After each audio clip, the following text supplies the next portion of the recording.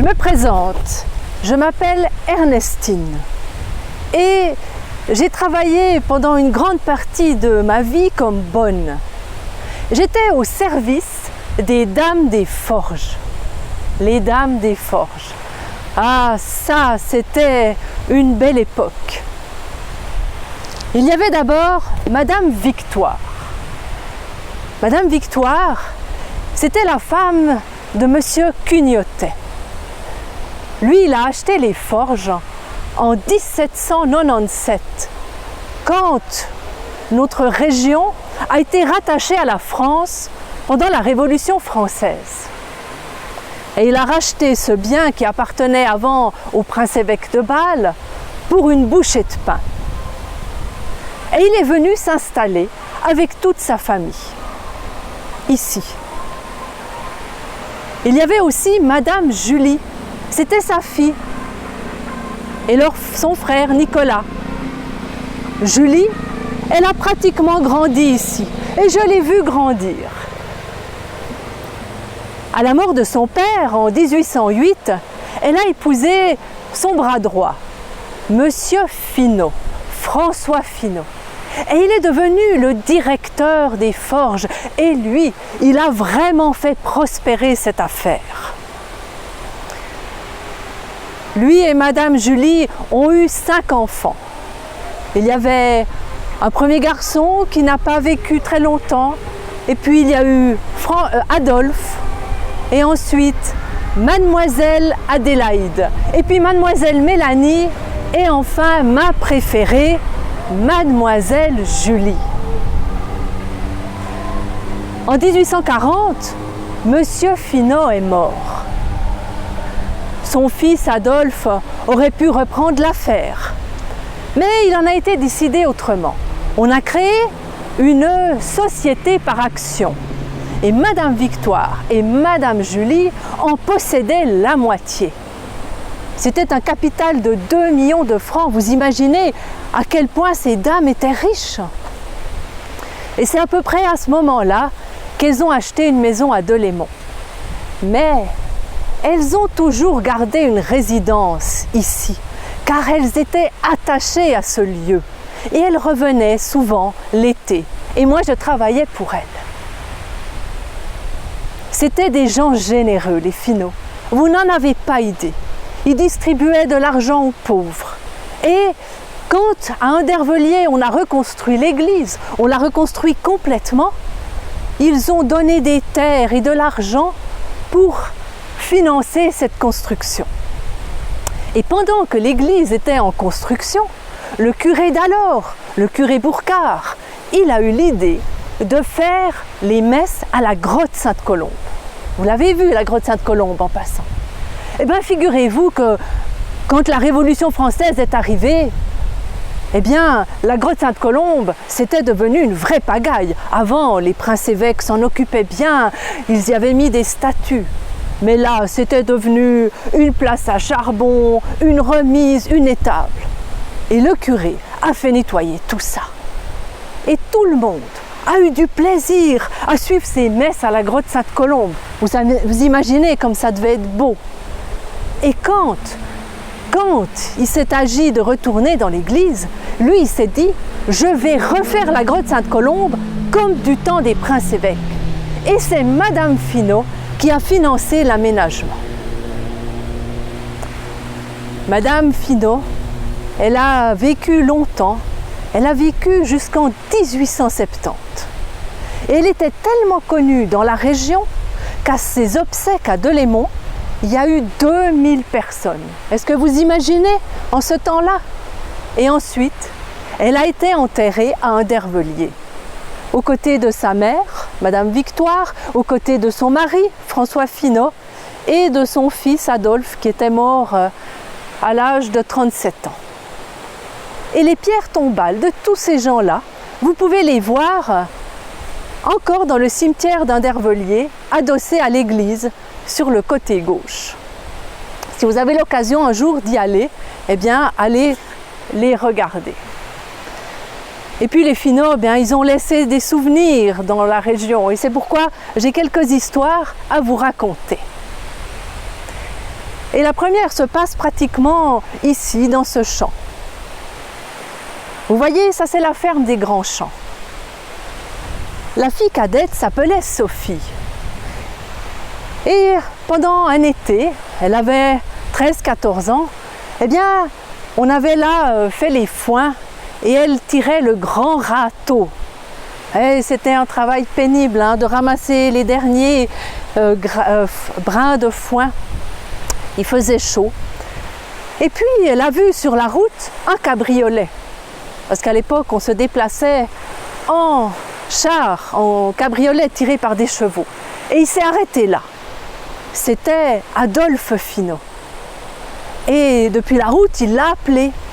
Alors Sophie est accourue et Monsieur Finot a pris du fond du cabriolet un carton rond et il lui a donné. Tiens Sophie, je te fais un cadeau. Tu le porteras dimanche prochain à la messe. Mais d'ici là, ne dis rien à personne.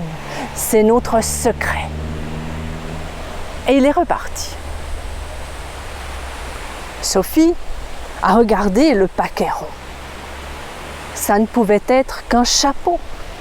Un chapeau. Elle, c'était la cadette de la famille. Ses seuls chapeaux, c'étaient les chapeaux usés de ses sœurs ou bien d'une grande tante. Elle n'avait jamais eu un chapeau neuf. Alors là, c'était vraiment un magnifique cadeau. Et puis, Monsieur Finot, il l'avait sûrement acheté à Belfort, où il allait souvent, ou peut-être même à Paris, parce que c'était des gens qui avaient beaucoup d'argent. Sophie ne voulait pas ouvrir le paquet tout de suite. Alors elle l'a caché dans les buissons, là où elle avait mis ses 4 heures. Elle a croqué une pomme, et puis elle a continué son travail. Elle a un peu traîné.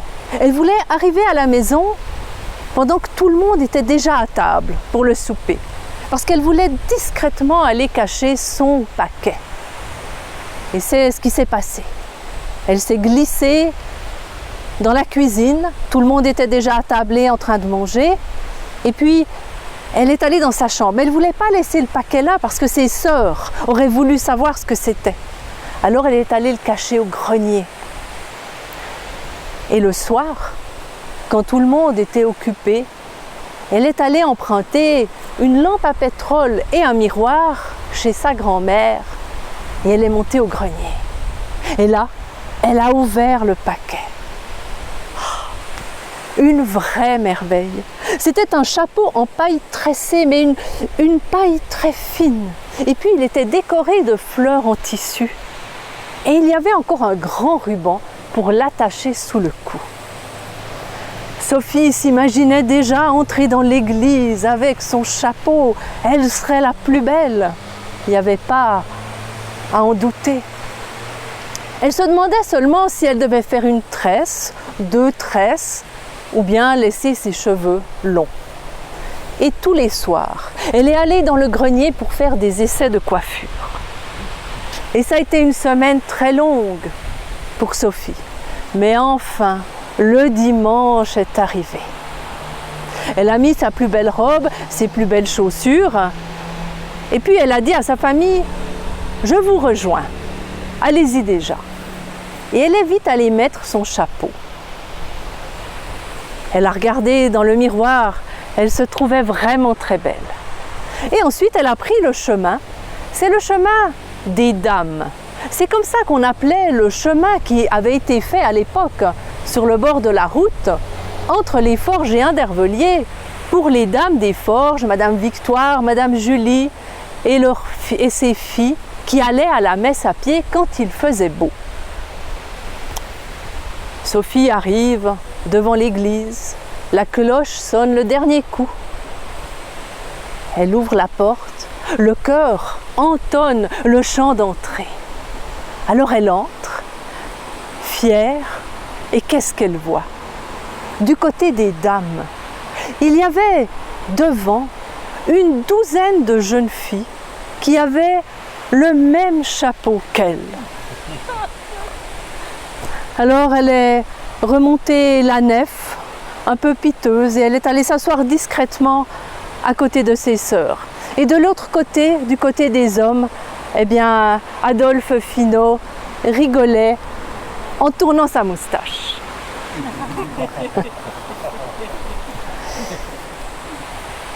L'autre histoire que je voulais vous raconter sur cette époque, elle commence en Bretagne. Un notaire a un petit garçon qui tombe malade et le médecin ne trouve aucun remède. Le père se dit qu'il doit bien trouver une solution pour soigner son fils. Alors il fait venir monsieur le curé. Le curé arrive, on s'assoit dans le salon, le père expose son problème et le curé lui dit « Écoutez, il n'y a pas si longtemps que ça, dans la ville de Lourdes, une jeune fille a vu une apparition de la Vierge. Et dans cet endroit, dans la grotte, il y a une eau. Et on dit qu'elle est miraculeuse. Même le Vatican a admis ça. Alors, commandez un tonneau de cette eau et vous en donnerez à boire à votre garçon et il va guérir. » Et le père, eh bien, il a commandé un tonneau d'eau miraculeuse de Lourdes. Une semaine plus tard, il reçoit un tonneau et les documents en bonne et due forme eau de Lourdes. Il perce le tonneau et là il est surpris parce que l'eau d'habitude c'est transparent, mais là le liquide est rouge.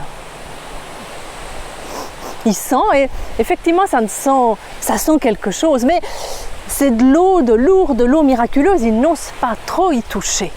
Alors il fait appeler le curé et le curé est surpris, mais il accepte de goûter un petit verre. Mais cette eau a un goût divin, mais c'est peut-être un miracle, c'est les noces de Cana. Et le notaire lui dit, mais si c'est un miracle, vous ne croyez pas qu'on devrait en parler à l'évêque? Oh, attendez. En matière de miracle, il faut être prudent. Le notaire et le curé se mettent à boire quelques verres de cette eau miraculeuse. Le temps de se rappeler qu'il l'avait en fait commandé comme traitement médical. Alors le curé dit « Écoutez, je pense que vous pouvez en donner à votre fils, mais à toute petite dose. » Et depuis ce jour-là, le jeune garçon a reçu un peu de cette eau miraculeuse dans un verre d'eau, normal. Et sa santé s'est améliorée. Et de Bretagne, eh bien, on va à Delémont. Madame Finot avait commandé, elle, un tonneau du meilleur Bordeaux. Et elle aussi reçoit un tonneau. Mais vous savez, à l'époque, le vin avait voyagé par le chemin de fer, qui était un moyen de transport assez neuf. Et le vin qui avait été secoué comme ça, il ne fallait pas tout de suite l'ouvrir. Alors elle a demandé à ses domestiques de mettre le tonneau à la cave. Et 6 semaines plus tard, elle a demandé à son majordome de mettre le vin en bouteille. Le majordome va à la cave, il perce le tonneau, et là il est surpris. Parce que du Bordeaux, c'est rouge, et là, le liquide est transparent. Il goûte, pas de goût. Il fait venir Madame Finot. C'est de l'eau. Qu'est-ce que c'est? Elle se fâche. Elle va faire une réclamation à la compagnie de transport. Mais là, bien sûr, on lui rit au nez. Le tonneau est resté 6 semaines dans sa cave, on a eu largement le temps de le vider. Demande non recevable. Mais elle n'était pas une dame à se laisser faire. Alors elle a écrit au marchand de vin à Bordeaux. Et lui, il lui a répondu immédiatement par lettre qu'il lui avait livré son meilleur Bordeaux, son meilleur vin. Mais ce marchand était piqué au vif. Et puis une cliente comme Madame Finot, il fallait bien la traiter. Alors il a fait son enquête avec ténacité. Et il a découvert que un tonneau de Bordeaux est parti de chez lui jusqu'à Paris, où toutes les voies se croisaient, et un tonneau de Lourdes est parti, et ces deux tonneaux se sont rencontrés là, à Paris, et ils ont été mal aiguillés. Et c'est ainsi que le Bordeaux est parti en Bretagne, et l'eau de Lourdes à Delémont. Le marchand a écrit aux deux destinataires, et les deux ont réagi très différemment. Le notaire, eh bien, il était très content du contenu de son tonneau. Non seulement son fils était guéri, mais il avait de quoi égayer ses soirées et discuter avec le curé théologie et autres sujets. Madame Finot était moins contente. Tous ces tracas l'avaient ennuyée. Alors elle a décidé de renvoyer l'eau de Lourdes à son destinataire. Et puis elle avait une autre raison. Parce que l'eau miraculeuse de Lourdes, elle n'en avait pas besoin. Car si elle voulait de l'eau miraculeuse, eh bien, elle allait en chercher à la grotte Sainte-Colombe. Voilà.